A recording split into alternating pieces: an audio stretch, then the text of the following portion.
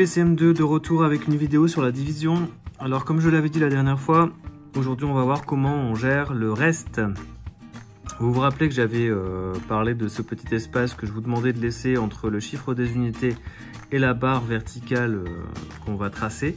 Et bien c'est aujourd'hui qu'on va commencer à s'en servir.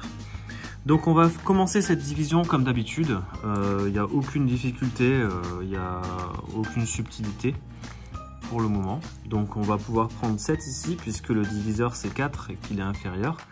Donc si j'ai 7, je peux faire un paquet de 4. Une fois 4, 4 que j'enlève donc ici. Il va me rester 3. Je descends le chiffre des dizaines. Dans 34, je peux faire combien de paquets de 4? 8. Puisque dans ma table de 4, 8 x 4 font 32. 32 que j'enlève ici. Il va me rester 2. Je descends mon 5. En 25, combien de fois 4? Dans ma table de 4, ce qui se rapproche le plus de 25, ça sera 24. Et 24, c'est 4 x 6. J'enlève donc mes 24 ici. Et il va me rester 1. Alors jusqu'ici, comme je vous l'avais dit, pas de difficulté, ça reprend exactement ce qu'on avait dit la fois dernière. Donc bon voilà, je suis allé, je vais pas dire vite, mais à la vitesse normale. Normalement, si vous avez bien compris la technique opératoire de la division, vous devez arriver à ça sans aucun problème. Donc là, on a un reste. Il reste une unité. Maintenant, cette unité, si je veux quand même la partager en 4, on sait que je peux, puisque les nombres décimaux, c'est fait pour ça. On a appris qu'un nombre décimal, ça permettait de mettre des chiffres après une virgule, ce qui montrait du coup des morceaux d'unités qui pouvaient être des dixièmes si on divisait par 10, des centièmes si on le divisait par 100. Donc là, le but, ça sera de partager cette unité-là. Alors pour la partager, la première chose que je vais faire, c'est déjà de la partager en 10, en dixièmes. D'accord? Alors comme je vais la partager en 10, en dixièmes, je vais afficher ma virgule ici et je vais la mettre ici. Puisqu'on est bien d'accord que là, mon unité, je vais la partager en dixièmes. Donc, je mets en place cet endroit-là qui sera pour les dixièmes.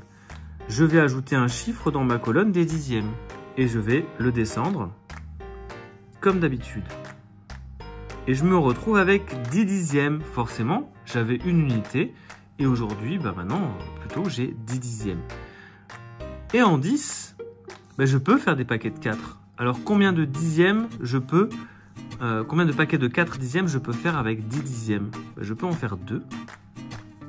Voilà. 2 x 4, ça fait 8. Que j'enlève de la même façon à 10. Il va donc me rester 2. Et ce chiffre 2, j'ai donc 2 dixièmes qui me restent.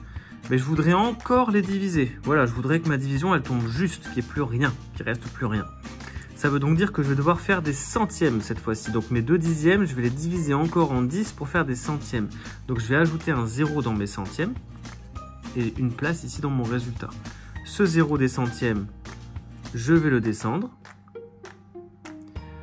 Et là, vous comprenez l'utilité de cet espace que j'ai laissé entre l'unité et la barre verticale. Ça sert justement à continuer à mettre des zéros.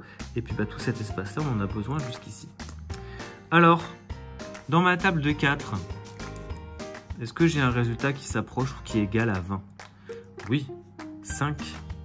5 x 4 est égal à 20, que j'enlève ici.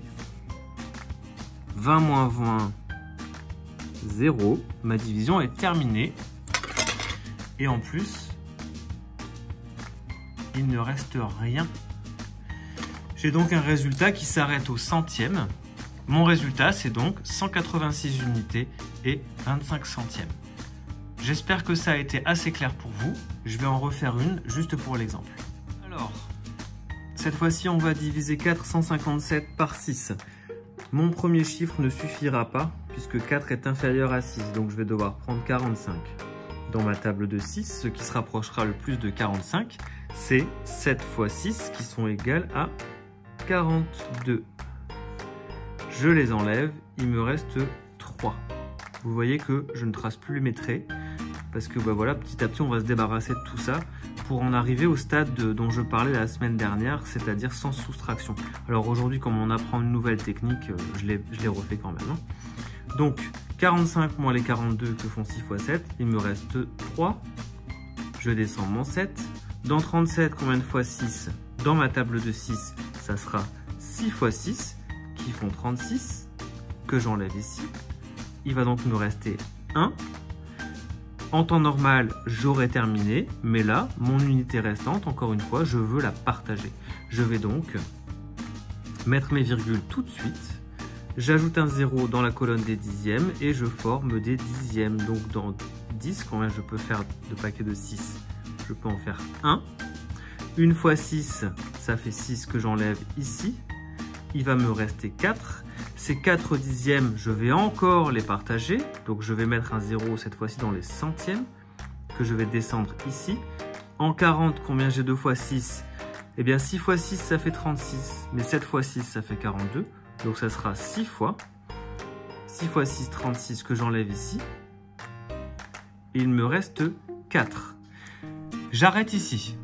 Voilà, ma division, elle ne tombera pas juste, puisque vous voyez que j'ai mon 4 qui se répète ici, je vais encore avoir 40, je vais encore avoir 6, donc en fait là j'ai un résultat qui est infini. Je vais avoir une infinité de 6, jamais je ne finirai cette division. Donc vous êtes au CM2, on vous demande de vous arrêter à 2 chiffres après la virgule dans le quotient. Voilà, même si vous avez encore un chiffre en dessous, vous arrêtez là. Alors on pourrait continuer, hein, une fois qu'on a compris la technique, ça va tout seul. Mais là, voilà, on s'arrête au centième, ce qui est déjà très très bien. Allez, maintenant c'est à vous de jouer, on compte sur vous, j'espère que ça a été assez clair. S'il y a un souci, encore une fois, comme d'habitude, vous nous contactez. Allez, bye bye les CM2.